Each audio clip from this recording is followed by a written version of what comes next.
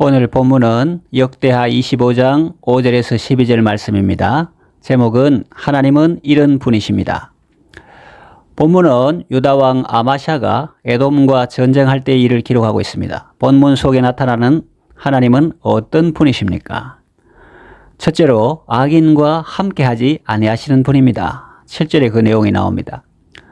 아마샤는 자국 군대 30만을 얻었습니다. 그래도 자신감이 없었던 모양입니다. 그래서 용병을 구했습니다. 이스라엘 나라에서 큰 용사 10만을 상내었습니다. 대가로 은 100달란트를 지불했습니다.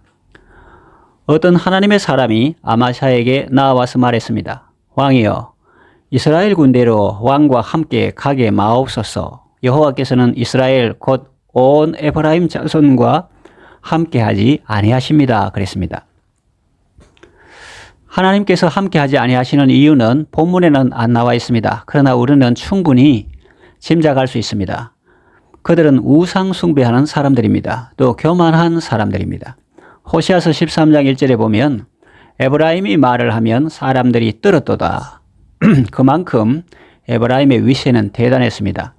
아마 요셉의 후손이라고 그랬을 수도 있고 또 여호수아가 자기들과 같은 지파 사람이라고 그랬을 수도 있습니다. 아무튼 그들은 북이스라엘 왕국에서 그 세력이 막강했습니다. 그러나 북이스라엘 왕국은 하나님에게서 멀어져 갔습니다. 출발부터 좋지 않았고 교만함과 우상 숭배가 가득했고 그로 인해 정변이 자주 일어났고 하나님이 여러 번 경고해도 돌이키지 않다가 결국은 멸망한 왕국입니다. 하나님은 악인과 함께하지 아니하십니다. 그러므로 의인이 악인의 도움을 받으려고 해서는 안 됩니다. 그리고 악한 자를 도와서도 안 됩니다. 유다왕 여호사밧이 이스라엘 왕 아합을 돕다가 선지자의 책망을 받았고 죽음의 위기에 몰리기도 했습니다. 사돈 관계를 맺어서도 안 되고 설령 맺었더라도 연합하면 안 된다는 것을 보여줍니다. 악한 자를 돕는 것을 하나님께서 싫어하시는데 하물며 악한 자를 의지하고 도움 받으려는 것을 하나님께서 기뻐하시겠습니까? 그래서 하나님의 사람을 통하여 말씀하신 것입니다. 둘째로 하나님은 돕기도 하시고 패하기도 하시는 분입니다. 8절에 그 내용이 나오죠. 왕이 하나님의 사람의 메시지를 무시하고 그대로 계속 나가면 어떻게 될까요? 하나님의 사람은 왕에게 이렇게 말합니다. 당신이 가서 용감하게 싸울지라도 하나님이 왕을 대적 앞에 엎드러지게 하실 것입니다.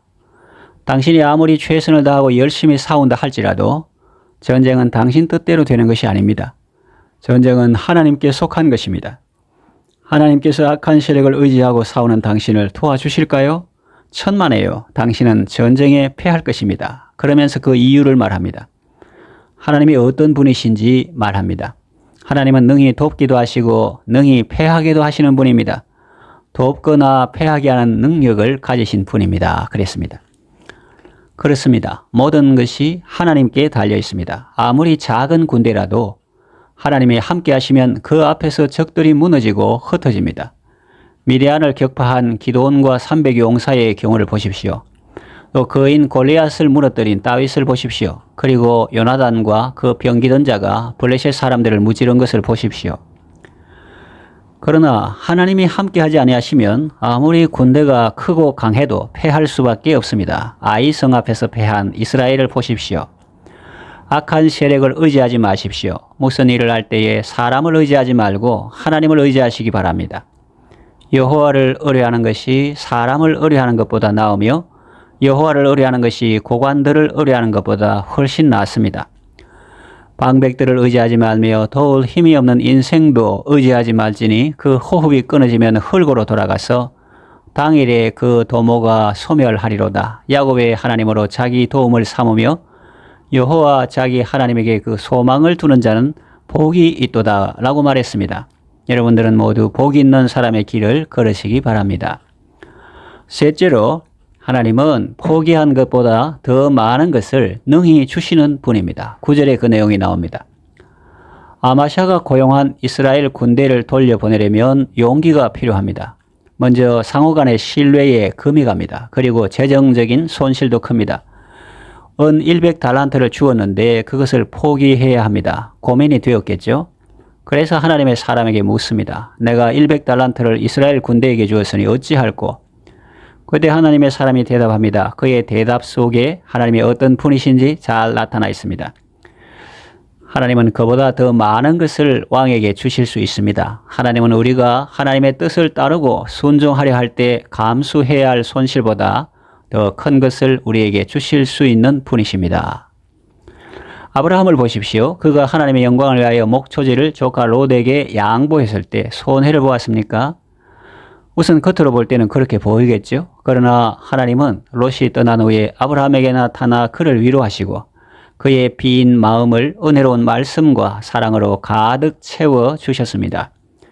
이삭의 경우를 보십시오. 블레셋 사람에게 우물을 양보함으로 손해를 보았습니까?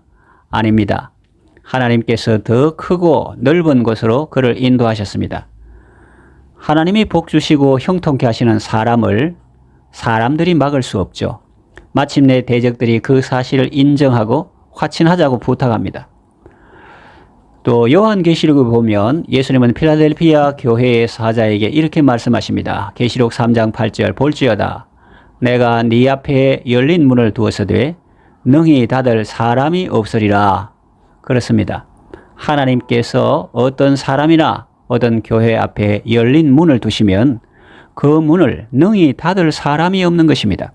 하나님께서 주시는 복은 이처럼 절대적입니다. 그러니 이익을 얻으려고 사람들과 아웅다웅 다투기보다 하나님을 의지하는 것이 훨씬 낫습니다. 다투다가 분노의 감정에 마음이 빼앗기면 영적인 손해가 많습니다. 하나님을 의지하면 하나님이 평강 주시고 하나님께서 친히 다 선히 해결해 주십니다. 이제 말씀을 정리하며 맺으려고 합니다.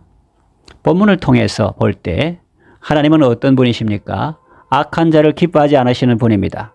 또 능히 돕기도 하시고 패하기도 하시는 분입니다. 또 포기한 것보다 더 많은 것을 능히 주시는 분입니다.